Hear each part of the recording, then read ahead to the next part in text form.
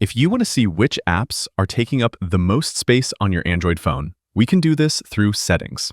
I'll go to Settings, and if you're on a Samsung phone, scroll down to Device Care. On some phone models, this might be called Battery and Device Care. If you're using something like Google Pixel or Motorola, you'd go to Settings and scroll down to Storage. I'm here in my Device Care menu, so I'll go to Storage, and that's going to load up and give me an overview of my storage use.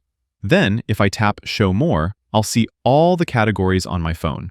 So now we'll just locate Apps and tap into that menu. Here my phone is already sorting this list of apps by the biggest storage consumers, so you'll see the ones taking up the most space at the top.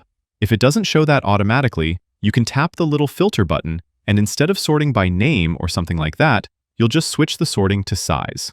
And that's it. And that is how you check which apps are taking up the most storage on your Android phone. Click that like button if this video helped, and subscribe for more quick, straight-to-the-point tutorials like this one. Thanks all, until next time.